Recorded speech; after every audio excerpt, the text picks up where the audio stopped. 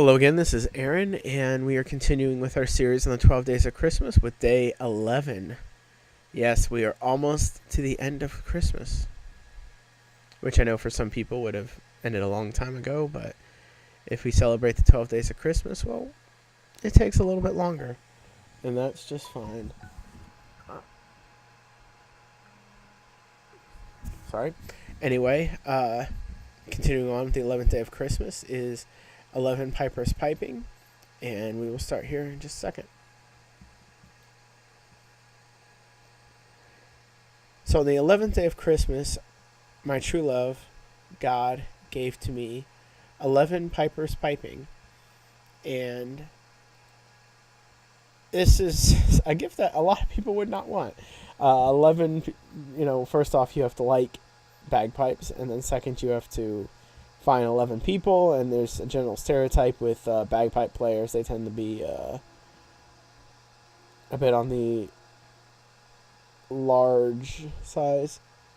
Some people are okay with, but anyway, sorry to be a little goofy there, but again, with the other days, we think of what does this mean, what does this reflect, and the idea is that the 11 days of Christmas, or the 11th day of Christmas, actually reflects the 11 original apostles.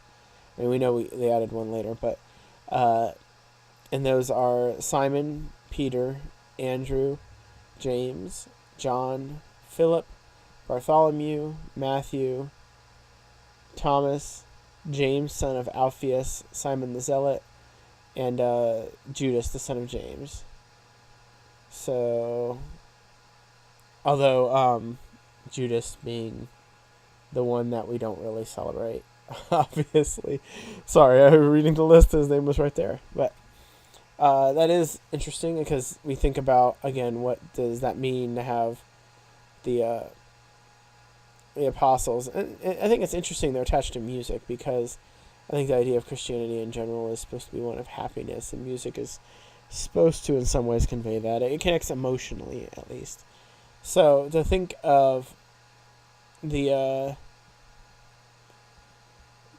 apostles as a day we can celebrate them, and what would this mean to be a gift? Now you could think of something just generally musical, although tomorrow, spoilers, is dealing with drumming, so it's also musical. A lot of these days at the end tend to be people doing something, where earlier it tends to be more animals doing something.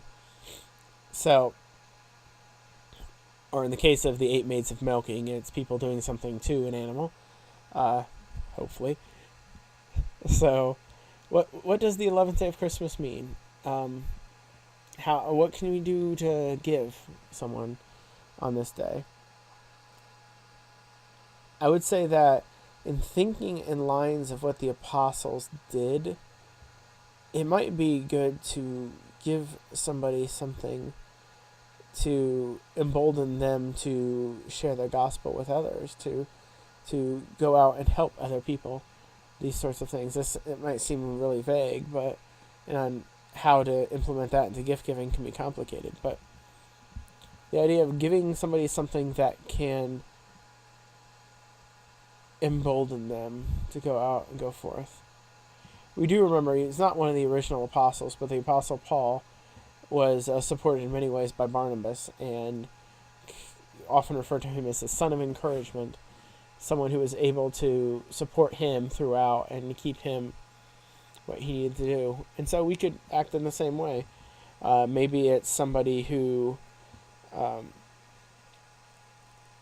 wants to be able to help out at a shelter, maybe, and hasn't been able to, and you could, either not energized enough or scared, and we could, tie that in.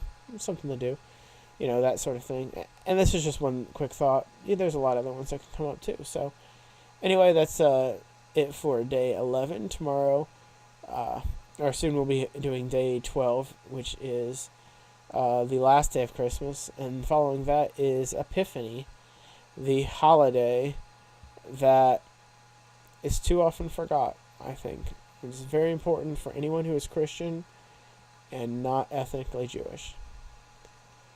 Again, thank you, and have a wonderful day.